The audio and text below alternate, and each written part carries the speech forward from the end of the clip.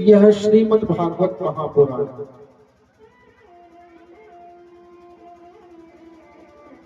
जिसका निरंतर बहती हुई धारा अष्टम दिवस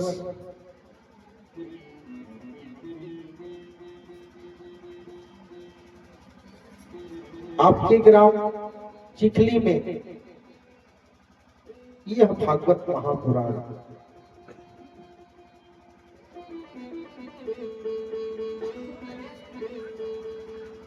आए हुए बाहर से आगंतुक श्रोता समाज, माताएं, बहनें, विद्वज्जन एवं जहां तक कि हमारी आवाज जा रही है उन सभी को आयोजित श्रीमद् भागवत महापुराण का यह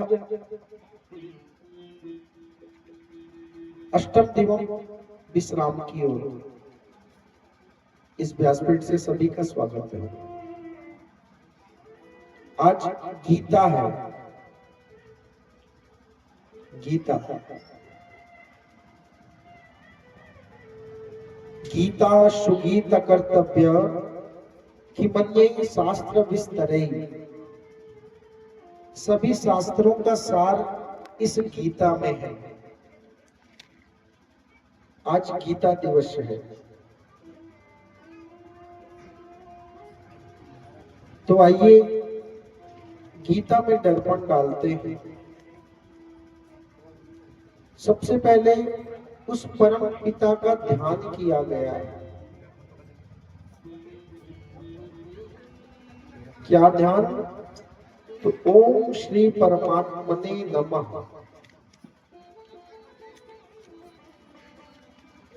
क्योंकि ये गीता भगवान के मुख से निकली है। गंगा तो भगवान के चरण से निकली है, जो इतनी पवित्र है, जिसके एक बूंद शरीर पे पड़ जाने से समस्त पापों की शुद्धि हो जाती है, जो गंगा है। ये गीता जो है ना, भगवान के मुख से निकली हुई गीत है। भगवान ने अपने मुख से अर्जुन को समझाते हुए गीत गाया है महाराज, जिसको गीता कहते हैं।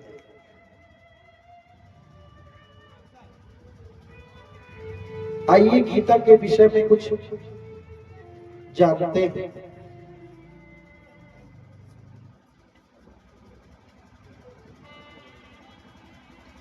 एक धृतराष्ट्र नाम का राजा है, जिसके 100 पुत्र हैं। दुर्योधन, दुशासन सहित 100 पुत्र हैं। इनकी पत्नी गांधारी है। ये राजा अंधा है। ये राजा अंधा है। तो इसकी पत्नी ने भी कहा कि मेरे पति अगर नहीं देख सकते तो मैं भी संसार को नहीं देखूंगी। और इस गांधारी ने आंख रहते हुए भी अपनी आंख में काली पट्टी बांध ली महाराज। ऐसी पत्नी हुई गांधारी। और जो उसका पति है वो धृतराष्ट्र, वो अंधा है। लेकिन इस धृतराष्ट्र के पास एक ऐसा दूत है जो कि बहुत दूर तक की दृष्टि से देख सकता है, जिसका नाम है संजय। वो चिखली से बैठे बैठे कवर्धा की बात जान सकता है देख के। ये राजा की आंखें नहीं है, लेकिन इसके पास ऐसा दूत है जो बहुत दूर तक के देख सकता है। तो ये राजा जो है वो अपने दूत से पूछता है। क्या पूछता है? धृतराष्ट्र उवाच धर्म क्षेत्रे कुरुक्षेत्रे समवेतायुयुत्सवा मामका पांडवाश्चैव किम कुर्वत संजया। इस धर्म के क्षेत्र में, इस कुरु के क्षेत्र में मामका पांडवाश्चैव, मेरे पुत्र और पांडव के पुत्र क्या कर रहे हैं? किम कुर्वत संजया, ये क्या कर रहे हैं बताओ। धृतराष्ट्र पूछता है तो जो संजय है वो बोलता है, संजय उवाच दृष्ट्वा तु पांडवानीकम् व्यूढम् दुर्योधनस्तदा आचार्यमुपसंगम्य राजा वचनमब्रवीत्। कहता है ये संजय कि दृष्ट्वा तु पांडवानीकम, मैं देख के बता रहा हूं कि पांडवानीकम व्यूढ़म दुर्योधनस्तदा, ये पांडव लोग व्यू रच रहे हैं, वहां दुर्योधन भी है। आचार्य मुपसंगम्य, वहां पे आचार्य भी है, कृपाचार्य, द्रोणाचार्य, राजा वच नमक प्रवीत, बहुत सारे राजा हैं। पश्यैतां पांडवपुत्राणां वाचार्य महतीं च व्यूढान्तुपदपुत्रेण तव शिष्येण धीमता। पांडव पुत्र, आचार्य, द्रुपद पुत्र, जितने भी शिष्य हैं सब वहां पे हैं, आचार्य के धीमता, आचार्य की अधीनता में। अत्र शूरा महेश्वासा भीमार्जुन समायुधि युधानो विराटश्च द्रुपदश्च महारथा। अत्र शूरा महेश्वासा, भीमार्जुन, भीम है, अर्जुन है, भीमार्जुन समायुधि युधानो विराटश्च द्रुपदश्च महारथा, द्रुपद जैसे महारथी वहां पे हैं। और क्या कहता है, दृष्टकेतु चेकितानः काशीराजश्च वीर्यवान् पुरजित् कुन्तिभोजश्च सैभ्यश्च नरपुंगवः। दृष्टकेतु, दृष्टकेतु चेकितानः काशीराजश्च, काशी नरेश, वीर्यमान, पुरजित कुंती भोजश्च, कुंती का पुत्र भोज सहित कर्ण भी, सैभ्यश्च नरपुंगवः, एक एक से नरपति वहां पे है। युधामन्युश्च विक्रांत उत्तमौजाश्च वीर्यवान् सौभद्रो द्रौपदेयाश्च सर्व एव महारथा। एक एक से महारथी वहां पे है। अस्माकं तु विशिष्टाय तानि बोध द्विजोत्तमा नायका मम सैन्यस्य संज्ञार्थं ताम्रवीमिते। भवान् भीष्मश्च कर्णश्च कृपश्च समितिञ्जया अश्वत्थामा विकर्णश्च सौमदत्तिस्तथैव च। भवान् भीष्मश्च, भीष्म भी है, कर्णश्च, कर्ण भी है। देखिए ये गीता ना भगवान ने अर्जुन को समझाते हुए गाया है महाराज, जिसे गीता कहते हैं।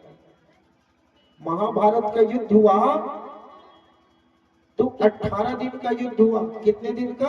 18 दिन का। कितनी सेना थी? 18 अक्षणी सेना थी। इस गीता में कितने अध्याय हैं? 18 अध्याय हैं। भगवान युद्ध नहीं चाहते थे, भगवान शांति दूत बन के गए थे कि युद्ध मत करो। बोले कि थोड़ा बहुत पांडव सब हार गए थे पासे में, सब कुछ हार गए थे पासे में। युद्ध का कारण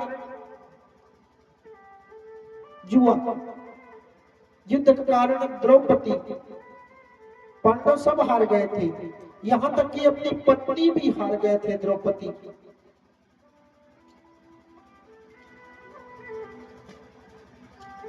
द्रौपदी की लज्जा निकाली गई। सब बैठे थे वहां, कृपाचार्य, द्रोणाचार्य, अंगराज, कर्ण, भीष्म पितामह, दुर्योधन, दुशासन, नकुल, सहदेव, अर्जुन, भीम, युधिष्ठिर, सबके सब बैठे थे। पांडव तो सब हार गए थे, यहां तक कि पत्नी हार गए। तो द्रौपदी की लज्जा खींचे महाराज, दुशासन ने द्रौपदी की लज्जा खींची।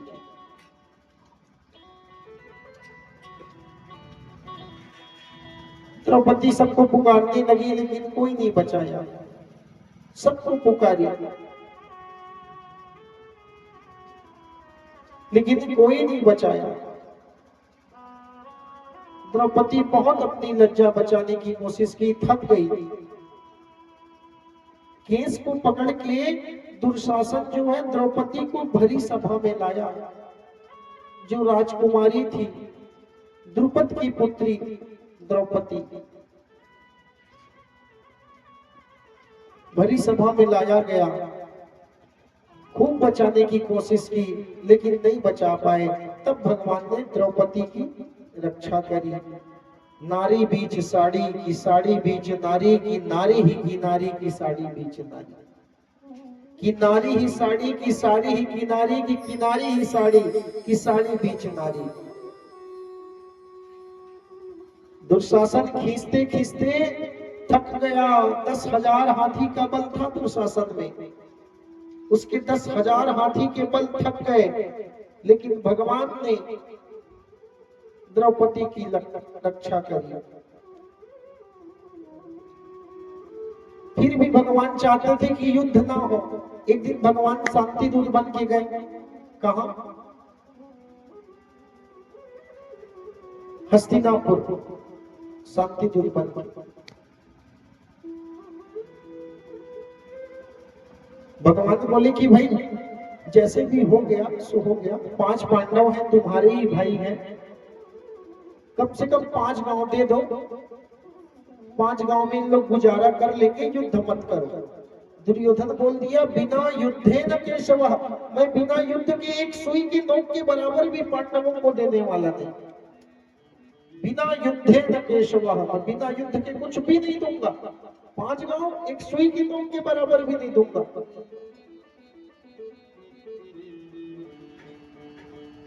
भगवान चाहते थे कि युद्ध ना हो। वही शांति दूत बन के गए थे भगवान, लेकिन दुर्योधन पाप था महाराज। दुर्योधन के बुद्धि में पाप घुसा था। शांति दूत बन के भगवान गए थे। भगवान ने कहा कि युद्ध मत करो, लेकिन दुर्योधन नहीं माना। भगवान को जंजीर से बांध लिया। भगवान बोले, बांध लोगे मुझे? बांधने लगा महाराज। भगवान ने उसी सभा में विराट रूप का दर्शन कराया। उसी सभा में धृतराष्ट्र जो अंधा था, उसको भगवान ने क्षण भर के लिए आंखें दी कि धृतराष्ट्र तुम सच्चाई नहीं जानते, देख लो। तो धृतराष्ट्र ने क्या देखा कि उस कुरुक्षेत्र के मैदान में उसके 100 पुत्र मर गए हैं। जितनी सेना है सब मर गए हैं। धृतराष्ट्र कहने लगा कि केशव, ये आंख मैं नहीं रखना चाहता, ये आंख वापस ले लो, मैं अंधा ही सही। भगवान ने अपने विराट रूप का दर्शन कराया। भगवान ने जैसे माया हटाई, माया भी हट गई, फिर वो उसी में डूब गया। देखिए, भगवान जब जाए रहते हैं ना दुर्योधन के यहाँ, तो अर्जुन को पता चलता है कि केशव आए हैं, हस्तिनापुर केशव आए हैं, तो अर्जुन मिलने जाता है भगवान से। तो दुर्योधन भगवान के लिए 56 प्रकार की भोजन की व्यवस्था करता। 56 प्रकार के भोजन भगवान भोजन करके उस दुर्योधन की राजसभा में विराजमान रहते हैं, सोए रहते हैं। अर्जुन को पता चलता है कि भगवान आए हैं, तो अर्जुन भी मिलने आता है। भगवान सोए रहते हैं दुर्योधन के राज्य कक्ष में, शयन कक्ष में। अर्जुन आता है, देखता है कि भगवान तो सोए हैं, तो धीरे से अर्जुन आके धीरे से भगवान के सिर के पास बैठ जाता है, पैर के पास, क्योंकि सोए हुए को जगाना पाप लगता है महाराज।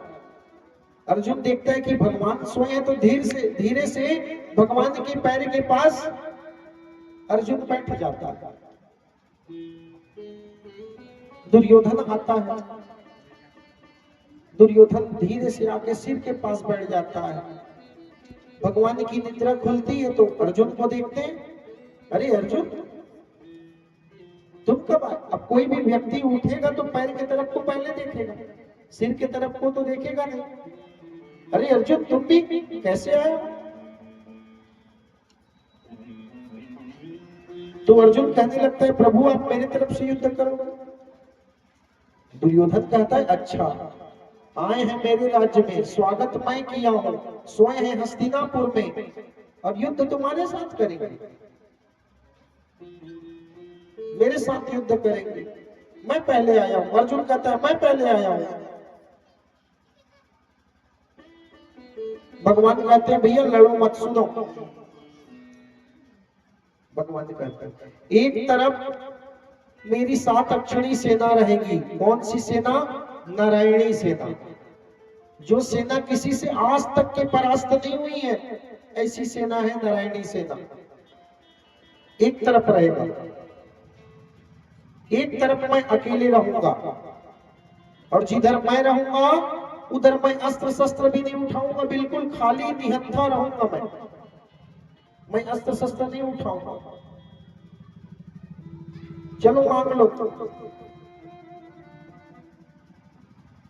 पहला अवसर दुर्योधन को दिया कि दुर्योधन मांग लो। अब दुर्योधन सोचने लगा कि युद्ध के मैदान में लड़ने वाले की कीमत है। ये एक तरफ रहेंगे, निहत्था रहेंगे, अस्त्र शस्त्र भी नहीं उठाएंगे, तो मैं इनको लेके क्या करूंगा? तो दुर्योधन ने 7 अक्षणी सेना को महाराज चयन कर लिया। 7 अक्षणी सेना दुर्योधन ने ले लिया। 7 अक्षणी सेना दुर्योधन ले लिया। अब अर्जुन तो भगवान को चाहते थे, अर्जुन को भगवान मिल गए, युद्ध प्रारंभ हो गया। एक तरफ द्रोणाचार्य, कृपाचार्य, अंगराज, कर्ण, दुर्शासन, दुर्योधन, शकुनी, एक तरफ बहुत सारे महारथी योद्धा महाराज, एक तरफ सिर्फ 5 पांडव और भगवान श्री कृष्ण। 11 अक्षणी सेना कौरवों के पक्ष में थी। कितनी अक्षणी? 11 अक्षणी। 7 अक्षणी सेना पांडवों के पक्ष में थी, तो 11 और 7 18। कौरवों का बल ज्यादा था क्योंकि सेना ज्यादा थी। पूरे सब एक तरफ कृपाचार्य, द्रोणाचार्य, अंगराज, कर्ण, भीष्म पितामह, दुर्योधन, दुर्शासन, शकुनी, काशी नरेश, सबके सब। युद्ध प्रारंभ हुआ। खूब युद्ध चला महाराज, खूब युद्ध। अंगराज कर्ण जिसके पास कवच था, कवच सूर्य का दिया हुआ, नारायण का दिया हुआ, उस कवच को अगर वो धारण करके जाता तो कोई भी अस्त्र शस्त्र छेदन नहीं कर सकते, ऐसा कवच था। उस कवच को अगर वो पहने रहे तो कोई भी उसको, गुरुदेव परशुराम का दिया हुआ धनुष था महाराज, विजय धनुष, उस धनुष को अगर लेके वो मैदान में जाए तब तक के वो हार ही ना पाए, ऐसा धनुष था उसके पास। पराजित होना संभव ही नहीं।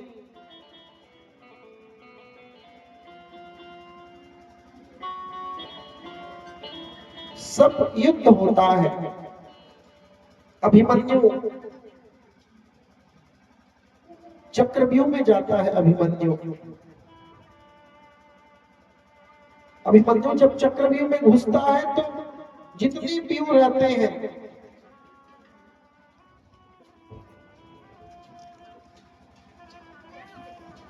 जितने व्यूह रहते हैं, अर्जुन सबको खंडन करते हुए चक्रव्यूह में घुसता है। लेकिन वो सिर्फ घुसना जानता था महाराज, वापस निकलना नहीं जानता था। जब ना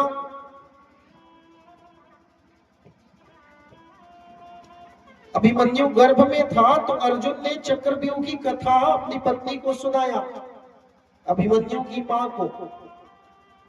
चक्रव्यूह के घुसने तक की कथा उसकी मां सुन पाई। बाहर निकलने की जब कथा बता रहे थे तो उसकी मैया को झवाई आ गई, नींद आ गई महाराज। तो मां को जब नींद आया तो पेट का बालक भी सो गया। तो अभिमन्यु सिर्फ घुसने तक की कथा जानता था कि कैसे घुसा जाता है, निकलने की वो युक्ति को नहीं जानता था, घुसने की युक्ति को जानता था। अभिमन्यु जाता है, अस्त्र शस्त्र सबके छेदन करते हैं, सबका चक्रव्यूह की रचना को खंडित करते हुए अर्जुन अंदर प्रवेश करता है। लेकिन अभिमन्यु को अधर्म से घेर के मार देते हैं।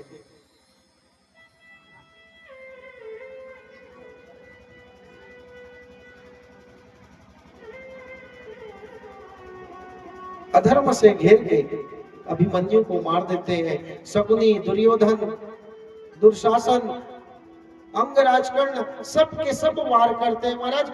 जैसे एक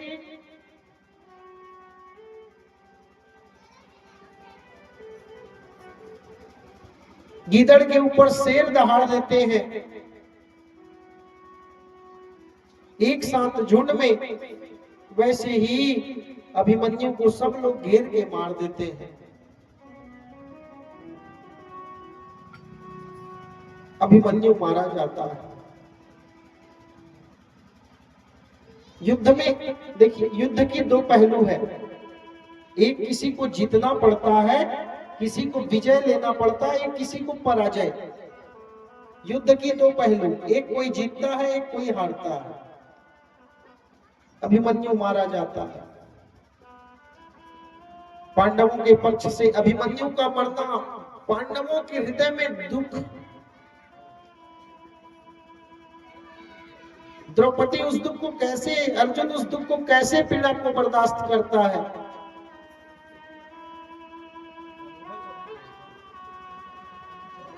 घटोत्कच महाराज, भीम का पुत्र घटोत्कच, कर्ण ने बाण बचा के रखा था अर्जुन के लिए, लेकिन घटोत्कच इतना महाबली था कि ना चाहते हुए उस बाण को, कर्ण को घटोत्कच के ऊपर चलाना पड़ा। वो बाण रखा था वो अर्जुन के लिए।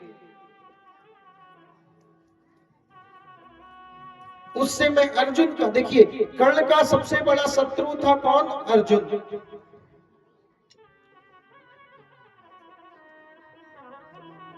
लेकिन घटोत्कच के ऊपर उस बाण को चलाना पड़ा और घटोत्कच भी मारा गया जो भीम का पुत्र था।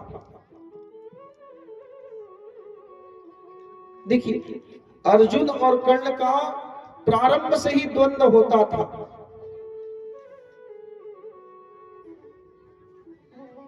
जो द्रोणाचार्य थे अर्जुन के गुरु, वो अर्जुन को सर्वश्रेष्ठ धनुर्धर मानते थे, क्योंकि अर्जुन जो था वो राजकुमार था। इसलिए द्रोणाचार्य अर्जुन को श्रेष्ठ धनुर्धर मानते थे। एकलव्य का तो गुरु ने अंगूठा ले लिया महाराज कि अर्जुन से आगे ना हो जाए। और ये अंगराज जो कर्ण था वो सुत पुत्र था। ये अंगराज कर्ण जो है, इसने गुरु परशुराम से धनुर्विद्या प्राप्त की है, लेकिन गुरु परशुराम सिर्फ ब्राह्मणों को विद्या देते थे और कर्ण था क्षत्रिय, सूत पुत्र था। तो ये गुरु से विद्या अध्ययन तो किया। एक दिन परशुराम जी भोजन करके अंग के जांघ में सिर रख के सोए थे। एक कीड़ा आया और अंग के जांघ को काट दिया महाराज। जब जांघ को कीड़ा काटा तो रक्त बहने लगा, लेकिन परशुराम जी सोए हैं, मेरे गुरु सोए करके अंगराज कर्ण उनकी निद्रा खराब होगी करके आह भी नहीं किए। रक्त बहने लगा, खून बहने लगा। जब खून बहते बहते अंगराज के जांघ से निकलकर परशुराम जी के कान के पास गया। परशुराम जी सिर रख के सोए थे, जांघ से निकल के खून जब कान के पास गया तो गीला गीला लगा परशुराम जी को। परशुराम जी की निद्रा खुली तो परशुराम जी ने क्या देखा कि मेरा शिष्य तो रक्त रंजित है, खून निकल रहे हैं, इसके रक्त निकल रहे हैं। परशुराम जी पहचान लिए, कहने लगे कि तू ब्राह्मण नहीं है, तू बता तू कौन है, क्योंकि ब्राह्मण इतने तकलीफ नहीं सहन कर सकते, ब्राह्मण इतने कष्ट सहन नहीं कर सकते, ब्राह्मण सुकुमार होते हैं। तूने आह भी नहीं किया, तू सच बता तू कौन है। अंगराज कर्ण परशुराम जी के शरण में गिर गया कि गुरुदेव मुझे क्षमा करो, मैं सूत पुत्र कुंती पुत्र अंगराज कर्ण हूं।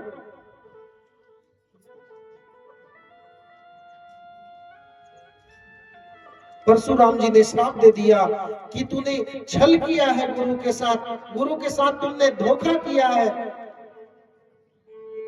मैं जा तुझे श्राप देता हूं, तू अपने आपत्तिकालीन समय में अपनी अस्त्र शस्त्र पूरी विद्या भूल जाए, तेरा रथ का पहिया जमीन निगल जाए। परशुराम जी ने श्राप दे दिया अंगराज कर्ण को।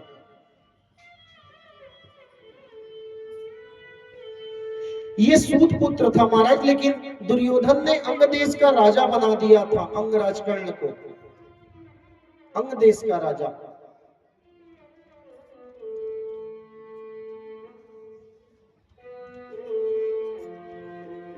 अब क्या, घटोत्कच के ऊपर उस बाण को छोड़ना पड़ा जिस बाण को अर्जुन के लिए रखे थे अंगराज कर्ण। घटोत्कच भी मारा गया, भीम का पुत्र है घटोत्कच। भीम को बड़ा दुख हुआ, बड़ी पीड़ा हुई, जिसके जवान पुत्र मारे जा रहे हैं महाराज। अंगराज कर्ण का पुत्र वृषसेन भी मारा गया। अभिमन्यु ने वृषसेन को मारा था, इसलिए वृषसेन का बदला लेने के लिए अंगराज कर्ण ने भी, दुर्योधनों ने भी अभिमन्यु को मार दिया। आपस में सब लड़ने लगे महाराज, बड़े बड़े योद्धा मारे गए। वृषसेन मारा गया, घटोत्कच मारा गया, अभिमन्यु मारा गया। दुख के बादल फूट गए, युद्ध चलता रहा।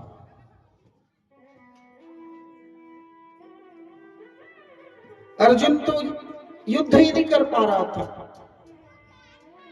अर्जुन युद्ध नहीं कर पा रहा था। माधव, मैं कैसे अपने गुरुओं के ऊपर अस्त्र शस्त्र बरसाऊं, मैं कैसे अपने गुरु का संहार करूं। मेरे कृपाचार्य, मेरे गुरु, मेरे द्रोणाचार्य, मेरे पितामह भीष्म, मैं कैसे इनके साथ युद्ध करूं माधव, मैं इनसे युद्ध नहीं कर सकता, मैं इनसे युद्ध नहीं कर सकता। अर्जुन कहने लगा महाराज कि मैं इनके साथ माधव युद्ध नहीं कर सकता, क्योंकि अर्जुन क्या बोलता है, दुष्टे मम स्वजनम कृष्णम युद्धम समुपस्थितम सीदंति मम गात्राणि मुखंच परिशुष्यति। मैं कैसे इनके साथ युद्ध करूंगा माधव, वेपथुश्च शरीरे में रोमहर्षश्च जायते गांडीवं संसते हत्वा त्वच्चैव परिह्यते। मैं अपनी गांडी नहीं उठा सकता इनके ऊपर।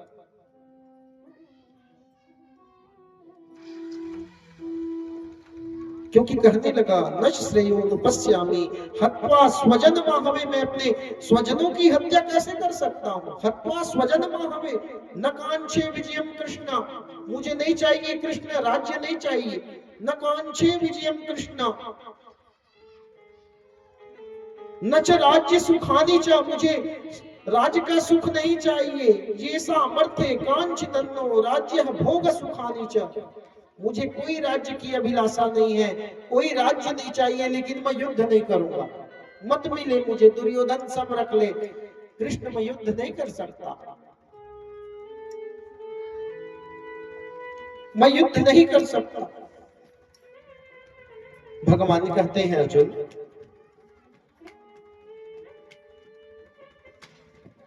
असोचानंद सोचस्त्वं प्रज्ञावादं च भासते गतासु न गतासुश्च नासु शोचन्ति पंडिता।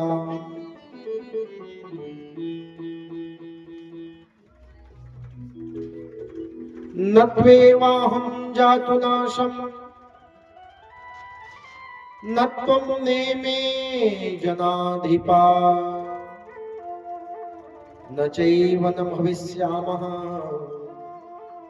सर्वे वयमतः परम्। देहिनोऽभन्यथा देहे कौमार यौवनं जरा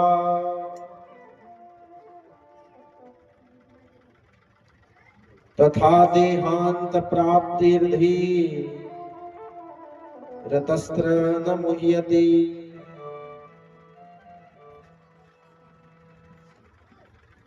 तू इस प्रकार से अर्जुन बोलता है, तू युद्ध नहीं कर सकता।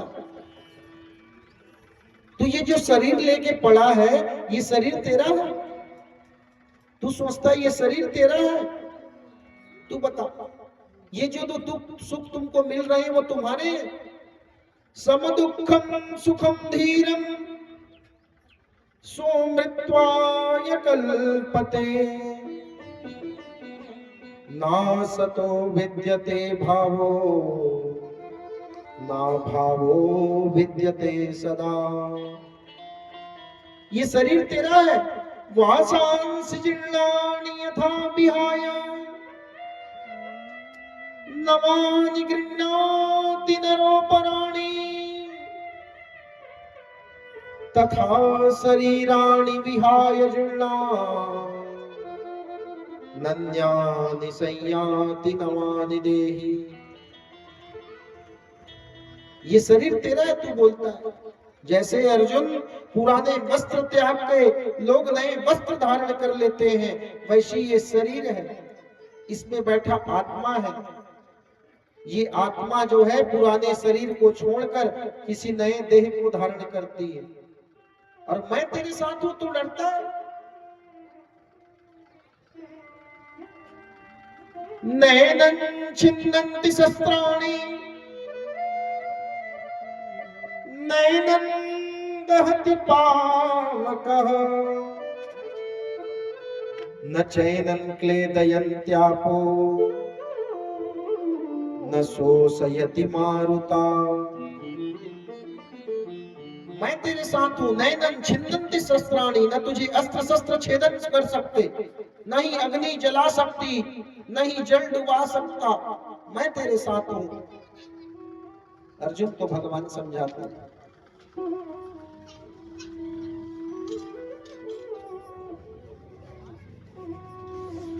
अर्जुन फिर भी चुप बैठा था महाराज। भगवान खूब समझाते हैं, अरे अर्जुन तू मेरे मार्ग में पैर रख के तो देख, तेरे सारे मार्ग ने खोल दिया तो कहना। तू मेरे लिए कड़वे वचन सुनकर तो देख, कृपा की दृष्टि न बरसा दी तो कहना। तू मेरे लिए आगे आकर तो देख, तुझे सबसे आगे ना खड़ा कर दिया तो कहना। तू मिली गई खर्च करके तो देख, कुबेर का भंडार ना दे दिया तो कहना। भगवान बहुत समझाते हैं, अर्जुन समझ नहीं पाता तो भगवान फिर महाराज रथ का पहिया ही हाथ में उठा लेते हैं, उसी को चक्र बना लेते हैं। भीष्म पितामह सबको मार रहा था, क्षण भर में सबको मार देता। भगवान से रहा नहीं गया। भगवान ने अर्जुन के लिए अपना संकल्प, सत्य के लिए अपना संकल्प त्याग दिया। भगवान संकल्प लिए थे, भगवान प्रतिज्ञा लिए थे कि मैं युद्ध में अस्त्र शस्त्र नहीं उठाऊंगा, लेकिन भगवान ने धर्म को हारते देखा। यदा यदा हि धर्मस्य ग्लानिर्भवति भारत अभ्युत्थानम् अधर्मस्य तदात्मानं सृजाम्यहम् परित्राणाय साधूनां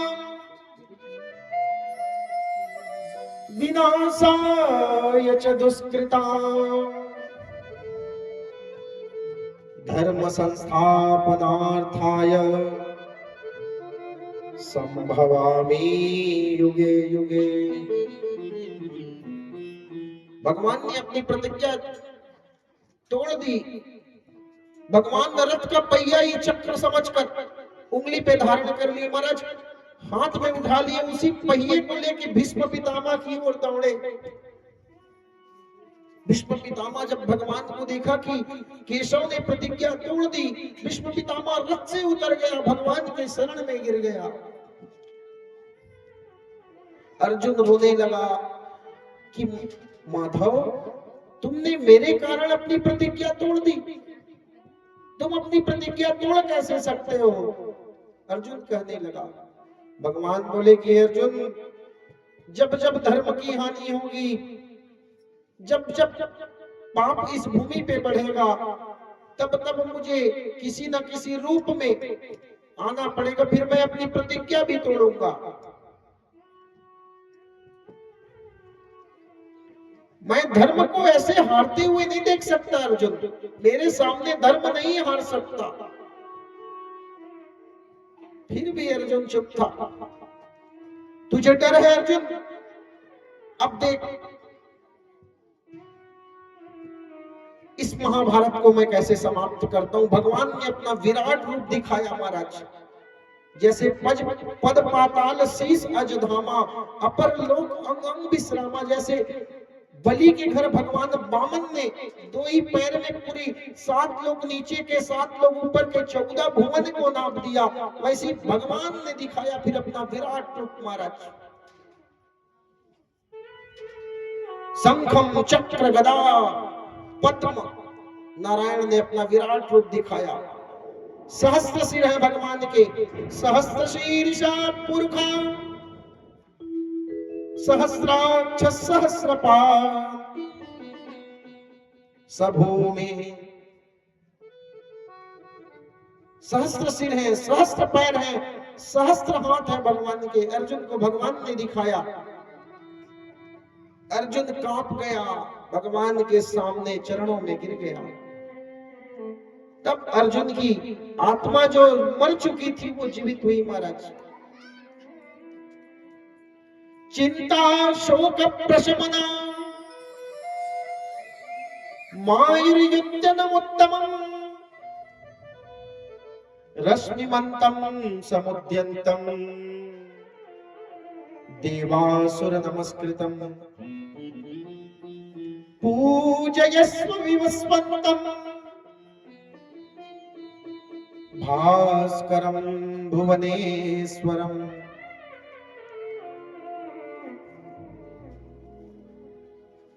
चिंता शोक प्रशमना, तू चिंता और शोक को त्याग कर अर्जुन। मायुर युद्ध नमोत्तमम रश्मिमंतम समुद्यंतम देवासुर नमस्कृतम। समुद्र के तीर में जब देवों और असुरों का युद्ध हुआ तो तू चिंता करता है। चिंता तो जीते जी शरीर को खाक कर जाती है अर्जुन। चिता अच्छी है जो मरने के बाद प्राप्त होती है। तू चिंता करता है, तेरे मन में चिंता है कि मैं मेरा।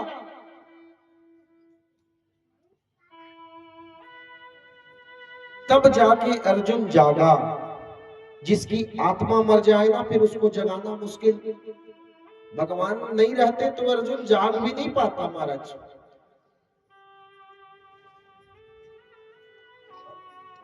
ये गीता जो है ना इसमें 700 श्लोक है। भगवान ने अपने मुख से गाया है महाराज। अर्जुन को समझाते हुए गीता नहीं ये गीत है। भगवान के मुख से निकला हुआ ये गीत है। गीता सुगीता कर्तव्य किमन्ये शास्त्र विस्तर, सभी शास्त्रों का सार है गीता। खूब युद्ध हुआ।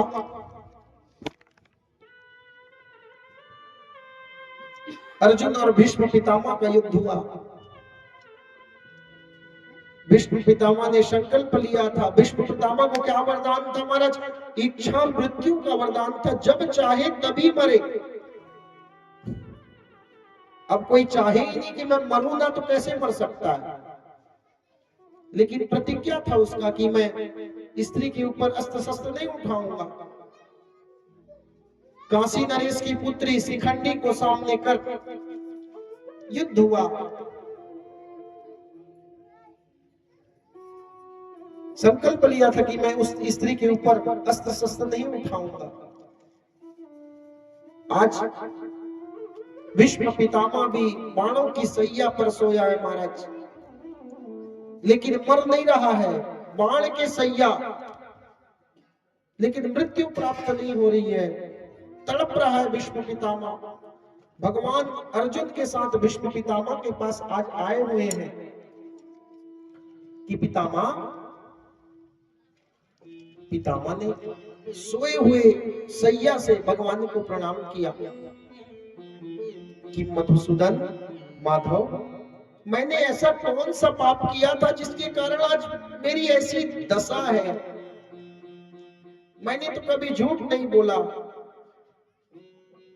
कभी मैंने जीवन में आज तक के पाप नहीं किया, लेकिन ये किस कारणों से ऐसी दशा मुझे मिल रही है। भगवान ने कहा कि पितामह, ये सच है कि आपने जीवन में कोई पाप नहीं किया, लेकिन आपने पाप होते देखा। पुत्र वधू द्रौपदी भरी सभा में जब वो वस्त्रहीन हो रही थी तो उस सभा में आप भी बैठे थे। आपने इस पाप को देखा, आज इसी का फल आपको मिल रहा है। पाप को देखना भी पाप होता है। तुमने पाप को देखा पितामह, इसलिए तुम्हें ये पाप मिल रहा है, ये कष्ट मिल रहा है। बाणों की सैया पर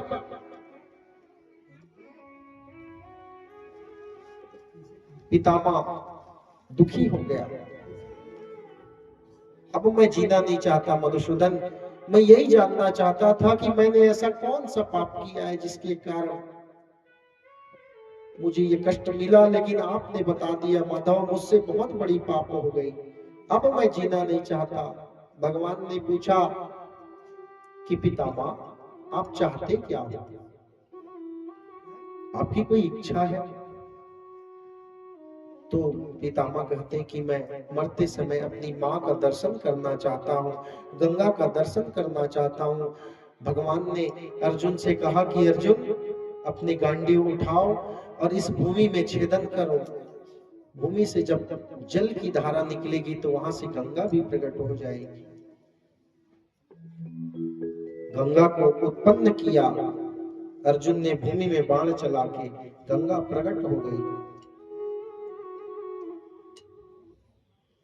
और क्या चाहते हो? माधव, मुझे कुछ नहीं चाहिए। आप पूछते मुझे क्या चाहिए? मुझे कुछ नहीं चाहिए। श्री गंगा जी का तट है, ये यमुना का बंसी वट है, और मेरा सावरा निकट है, और तुम पूछते हो कि मुझे क्या चाहिए? मुझे कुछ नहीं चाहिए। आइए मरते समय, जीते जी ये प्रार्थना कर ले, क्योंकि मरते समय तो वाणी से राम में नहीं निकलता। श्री गंगा जी का तट हो, यमुना का बंसी वट हो, मेरा सावरा निकट हो, ये प्राण तन से निकले। इतना तो करना स्वामी, ये प्राण तन से निकले। गोविंद नाम लेकर ये प्राण तन से निकले। इतना तो करना स्वामी, जब प्राण तन से निकले। गोविंद नाम लेकर फिर प्राण तन से निकले। इतना तो करना स्वामी, जब प्राण तन से निकले। गोविंद नाम लेकर फिर प्राण तन से निकले। फिर प्राण तन से निकले, फिर प्राण तन से निकले, फिर प्राण तन से निकले। इतना तो करना स्वामी, जब प्राण तन से निकले। गोविंद नाम लेकर फिर प्राण तन से निकले। एक ही प्रार्थना, एक ही विनती भगवान के लिए। श्री गंगा जी का तट हो, यमुना का बंसी वट हो, मेरा सावरा निकट हो, तब प्राण तन से निकले। श्री गंगा जी का तट हो, यमुना का बंसी वट हो, मेरा सावरा निकट हो, तब प्राण तन से निकले। इतना तो करना स्वामी, जब प्राण तन से निकले। गोविंद नाम लेकर फिर प्राण तन से निकले।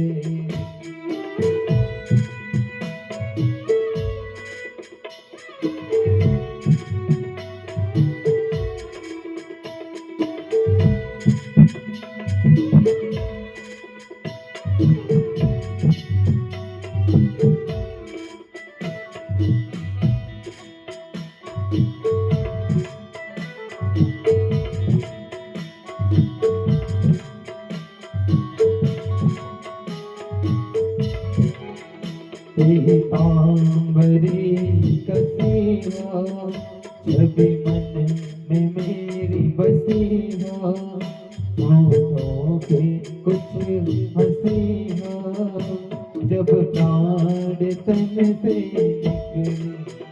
पीतांबरी कसी हो, छवि मन में मेरी बसी हो, होठों पे कुछ हंसी हो, जब प्राण तन से निकले।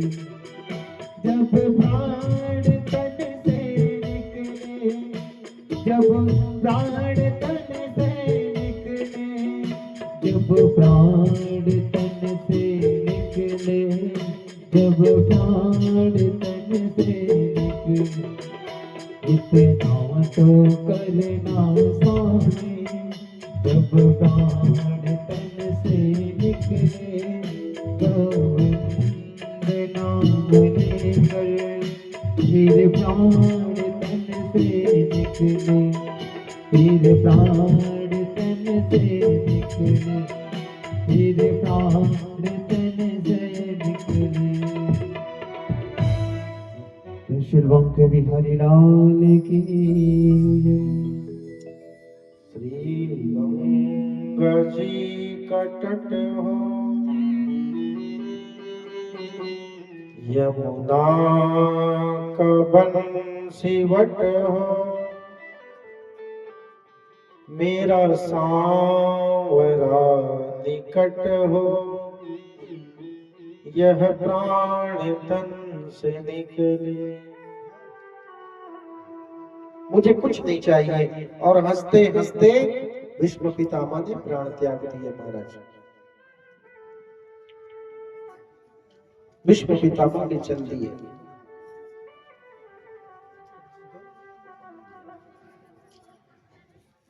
कर्ण और अर्जुन का युद्ध हुआ। कर्ण गुरु के श्राप के कारण महाराज अस्त्र शस्त्र विद्या भूल गया, रथ का पहिया जमीन में धंस गया। और भगवान ने कहा, जब रथ का पहिया कर्ण निकाल रहा था तो भगवान ने कहा कि अर्जुन, कर्ण का अभी अच्छा समय है, संहार करो। कर्ण अभी अपने ध्यान से बेध्यान हो चुका है। अर्जुन ने कहा कि माधव, मैं निहत्थे के ऊपर कैसे वार कर सकता हूं? मैं नहीं कर सकता। भगवान ने कहा कि तू धर्म की बात करता है अर्जुन। भरी सभा में लज्जा निकाली जा रही थी, तो वहां क्या धर्म हो रहा था? कर्ण भी तो था वहां। कर्ण दुर्योधन का पक्ष लिया, क्या कर्ण धर्म में था? ये कौरव धर्म है। युद्ध कर रहा है अर्जुन। युद्ध में दो ही चीज मायने रखता है, एक तो विजय, एक पराजय। तू आज धर्म की बात करता है। अर्जुन ने महाराज कर्ण के ऊपर वार किया, कर्ण भी मारा गया। कर्ण मरा ना तो सबसे ज्यादा दुख दुर्योधन को हुआ महाराज। दुर्योधन बहुत ज्यादा दुखी हुआ।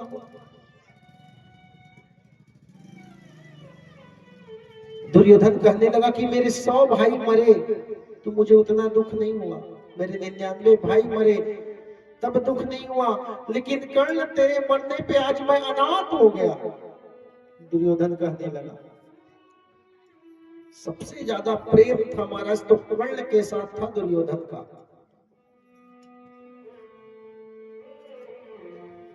दुर्योधन के हाथ में लक्ष्मी था महाराज। जहां दुर्योधन रहता था वो संपन्न हो जाता था। दुर्योधन के हाथ में साक्षात लक्ष्मी विराजमान थी।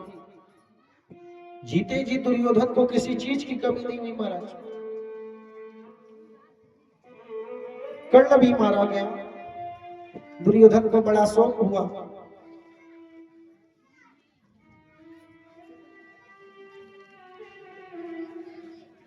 गांधारी जो दुर्योधन की माता रहती है, उसको भगवान शंकर का आशीर्वाद था कि गांधारी जिस दिन तू पट्टी खोल के जिसको भी देख लेगी ना, उसका शरीर वज्र का हो जाएगा। भगवान ने ऐसी शक्ति दी थी गांधारी को। गांधारी अंधी नहीं थी मेरे भाई बहन, गांधारी अंधी नहीं थी। वो मेरे पति अगर अंधे हैं तो मैं भी इस जगत को नहीं देखना चाहती। मेरे पति अगर इस जगत को नहीं देख सकते तो मैं भी जगत को देखना नहीं चाहती। दुर्योधन ने पट्टी लगा ली थी गांधारी ने। गांधारी कहती है कि दुर्योधन तू मेरे सामने आना, मैं अपनी आंख की पट्टी खोलूंगी और तुझे देख लूंगी तो तेरा पूरा शरीर वज्र का हो जाएगा, फिर तू पराजय नहीं हो पाएगा तेरा। लेकिन शरीर में वस्त्र नहीं होना चाहिए, शरीर में वस्त्र नहीं होना चाहिए। अगर अंग में वस्त्र रहेगा तो वो अंग जो फिर वज्र नहीं बन पाएगा। दुर्योधन आने लगा बिना कपड़े के मां के सामने, क्योंकि मां बोली थी कि मैं वज्र का बना दूंगी। जब दुर्योधन आ रहा था तो शकुनी ने बुद्धि फेर दिया महाराज। शकुनी कहने लगा कि मां के सामने बिना वस्त्र के जाना निर्लज्ज, कुछ तो लाज कर। मां के सामने बिना वस्त्र के जाना बहुत बड़ा पाप है, थोड़ी तू निर्लजता रख। जवान लड़का मां के सामने बिना वस्त्र के जाएगा। दुर्योधन की बुद्धि शकुनी ने फेर दी। दुर्योधन ने महाराज इस कमर में पत्ते पहन लिए गुप्त अंग को ढकने के लिए। दुर्योधन गया मां के सामने, गांधारी ने पट्टी खोली महाराज, पूरा शरीर वज्र का हो गया, लेकिन गुप्त अंग को ढकने के लिए पत्ते पहन लिए थे दुर्योधन ने, वो अंग जो है वज्र का नहीं हो पाया। और भीम ने प्रतिज्ञा ली थी कि दुर्योधन, मैं वृकोदर भीम ये प्रतिज्ञा लेता हूं कि तेरे जांग को तोड़ के उस रक्त से पांचाली के केस को नहीं धुला तो मैं भी भीम नहीं, वृकोधर नहीं। लेकिन दुर्योधन में एक और खासियत था। क्या खासियत महाराज? ये 10,000 हाथी के बल सबके पास थे। 10,000 हाथी का बल भीम के पास भी था, 10,000 हाथी का बल दुर्योधन के पास भी था, 10,000 हाथी का बल दुशासन के पास भी था, 10,000 हाथी का बल युधिष्ठिर के पास भी था, 10,000 हाथी का बल नकुल सहदेव सबके पास था। 10,000 हाथी का बल। लेकिन भीम दुर्योधन के पास एक और विशेषता थी। वो क्या? कि जल के भीतर जितना देर तक के रह जाए, योग था उसके पास। जैसे आजकल रामदेव बाबा वाले चल रहे हैं ना, पतंजलि, खूब घी खा रहे हो पतंजलि के, देसी घी को भूल गया हूँ। पतंजलि का साबुन भी आ रहा है, फेस वॉश भी आ रहा है, कोलगेट भी आ रहा है। जैसे रामदेव बाबा योग करते हैं ना, वैसे दुर्योधन के पास एक ऐसा योग था कि जल के भीतर कितना समय तक के रह जाए महाराज। दुर्योधन सब जब मारे जाते हैं तो जल के भीतर जाके छिप जाता है महाराज। पांडव पूरा ढूंढते हैं लेकिन दुर्योधन को नहीं पाते। लेकिन शकुनी, उस युद्ध को कराने वाला शकुनी था महाराज, जो गांधारी का भाई था। गांधार नरेश था शकुनी। सब कुछ छोड़ के आ गया था, हस्तिनापुर में रहता था। शकुनी ने युद्ध कराया था। शकुनी की दुर्दशा बहुत भयानक हुई। शकुनी को फिर भगवान ने पासा खिलाया, लेकिन इस बार पासा शकुनी के पक्ष में नहीं जाता था महाराज। इस बार पासा पांडवों के पक्ष में जाता था। और उस समय भी पासा पांडवों के पक्ष में जाता अगर वहां भगवान रहते, तो भगवान नहीं थे, इसलिए वो पासा जो है कौरवों के पक्ष में जाता था। फिर से पासा खिलाया गया। शकुनी का एक उंगली, एक हाथ, दूसरा हाथ सब पासे में दांव में लगे गए महाराज। पहले बाई भुजा को लगाया दांव में, शकुनी हार गया। दाहिनी भुजा हार गया। जिस हाथ से पासा फेंकता था वो उंगली, सिर, सब कुछ हार गया। शकुनी को जब मार दिए ना पांडव, नकुल सहदेव ने मारा महाराज शकुनी को, बहुत गंदे तरीके से। इतनी गंदी दुर्दशा। कई लोग आज भी गांव में मरते हैं तो कई लोग कहते हैं कि ये शकुनी था महाराज। लड़ाने का काम जो करते हैं उनको शकुनी कहा जाता है। बहुत गंदी दुर्दशा से शकुनी को मारे। जब शकुनी मरा तो उसके जो पासे थे उसको जल में फेंक दिए, जिस जल में दुर्योधन छिपा था। दुर्योधन ने देखा कि ये तो मेरे मामा का पासा है। जल के भीतर जब पासा गया तो खलबला गया दुर्योधन। दुर्योधन मामा जी करके निकला। अब क्या था? भीम को उसने युद्ध में चुन लिया कि मैं भीम के साथ युद्ध करूंगा। धृतराष्ट्र जो अंधा था कहने लगा, पुत्र तुमने किसको युद्ध में चुन लिया? युधिष्ठिर को चुनना था, अर्जुन को भी चुन लेता, नकुल सहदेव को चुन लेता, भीम को क्यों चुन लिया युद्ध में? भीम के साथ ही गदा युद्ध होता है। गदा युद्ध, गदा युद्ध का नियम था कि कमर से नीचे वार नहीं होना। ये दुर्योधन भी बलदाऊ भैया से गदा युद्ध में सीखा था, भीम भी। इन दोनों के गुरु कौन थे? बलदाऊ भैया। लेकिन बलदाऊ भैया तीर्थ स्नान को निकले थे जब युद्ध हुआ तो महाराज, युद्ध होता है, दुर्योधन को मारना इतना संभव नहीं था। भीम की पसली पसली दुर्योधन ने तोड़ दी थी महाराज, पसली पसली। लेकिन भगवान ने युक्ति दिखाया, भगवान ने कहा, इशारा दिया कि जान पे वार कर, इधर उधर दुर्योधन को मत मार। दुर्योधन को जब भीम मारता था तो दुर्योधन को खुजली भी नहीं होती थी शरीर में, वज्र का शरीर था, उल्टा भीम को लगता था क्योंकि मां ने वज्र का बना दिया था। मां ने शरीर को वज्र का बना दिया था।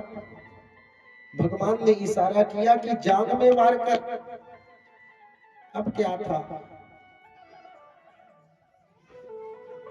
पसीना पसीना हो गया भीम, भीम के प्राण अटक गए थे। भगवान ने इशारा किया, भीम ने फिर दुर्योधन के जांघ में वार किया महाराज। जहां जांघ में वार किया, जांघ कमजोर था क्योंकि पत्ते पहन लिया था उसने, इसलिए वज्र नहीं हो पाया था। दुर्योधन की जांघ की पसली टूटी। उतने ही समय बलदाऊ भैया आए कि रुक जा भीम, नहीं तो मैं तुझे अपने हल से तेरा नाश कर दूंगा। मारने ही जा रहे थे भीम को बलदाऊ भैया, भगवान श्री कृष्ण ने रोक दिया, रुक जाओ बलदाऊ, दाऊ रुक जाओ, ये अधर्म युद्ध कहा दाऊ ने। श्री कृष्ण ने कहा कि दाऊ ये अधर्म युद्ध नहीं है। अभी भीम के साथ जब दुर्योधन का युद्ध हो रहा था तो भीम निहत्था था, फिर भी दुर्योधन वार पे वार करते जा रहा था। उस समय अधर्म युद्ध नहीं था। आप अधर्म युद्ध कहते हो, कोई अधर्म युद्ध नहीं है। एक अबला के ऊपर अत्याचार हुआ, वो अधर्म नहीं था।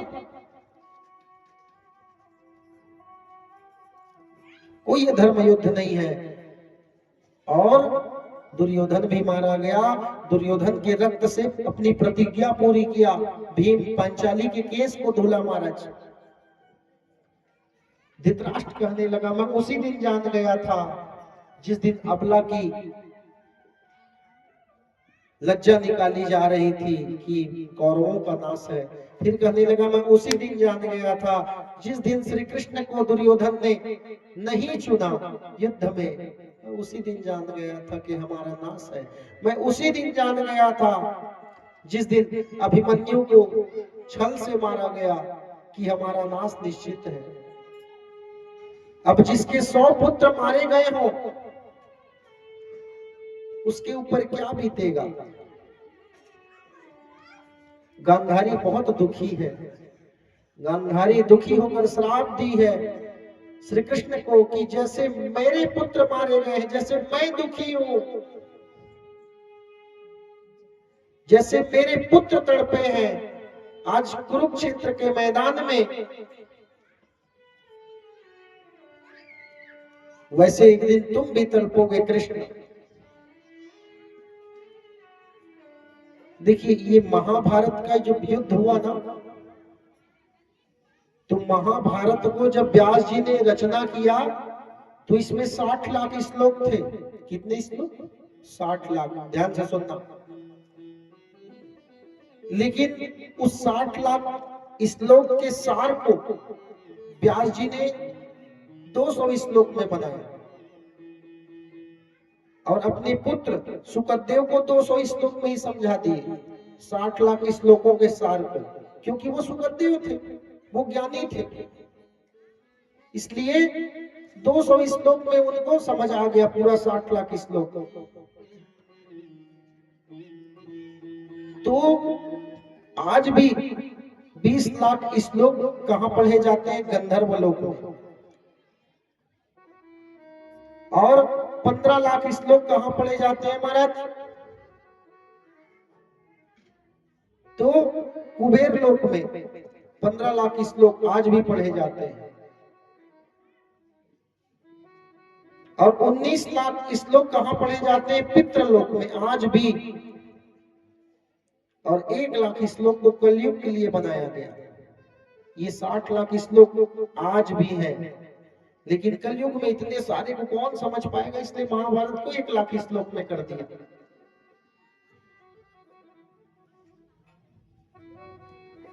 नहीं तो 1 लाख श्लोक को बोला जाए तो हमें तो श्लोक की चिंता है ना, श्लोक में क्या रखा है, इसलिए श्लोक नहीं बोलते हम। 1 लाख श्लोक को कलयुग के लिए रखा गया। गंधर्व लोक, कुबेर लोक, पितृलोक में 59 लाख श्लोक बढ़ गए, 1 लाख श्लोक कलयुग के लिए रखा गया। ये महाभारत है। तो भगवान ने अर्जुन को समझाते हुए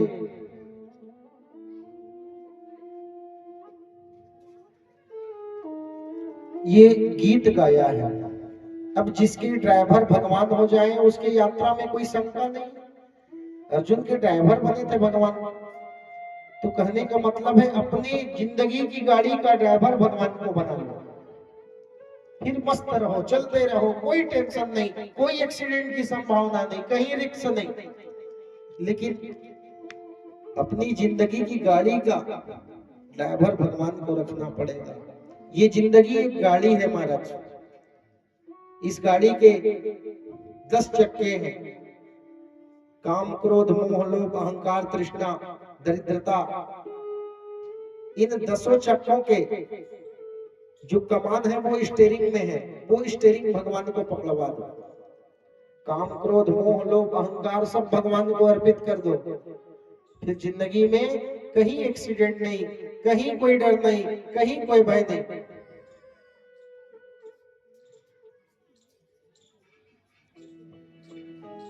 इसलिए क्या गाते चलो?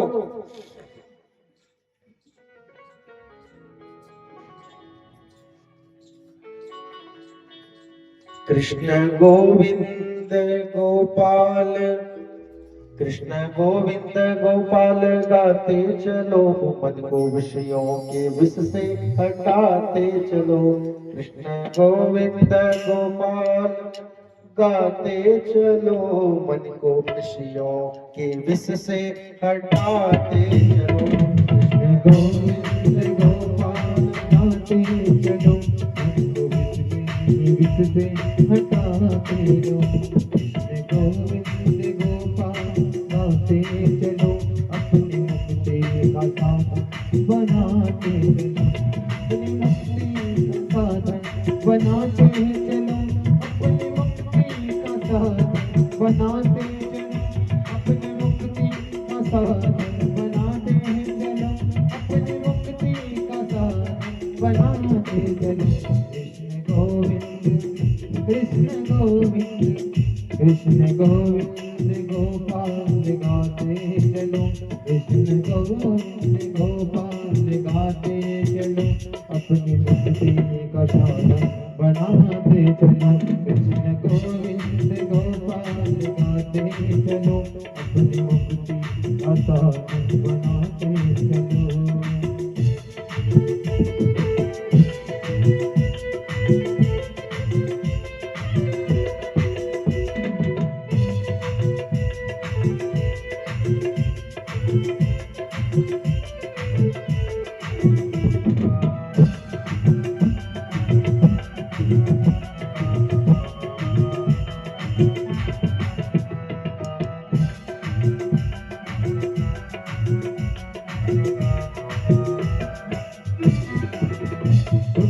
तड़पोगे नहीं, दुख में भूलोगे नहीं, दुख में तड़पोगे नहीं, दुख में भूलोगे नहीं, प्राण जाए मगर नाम भूलो नहीं, प्राण जाए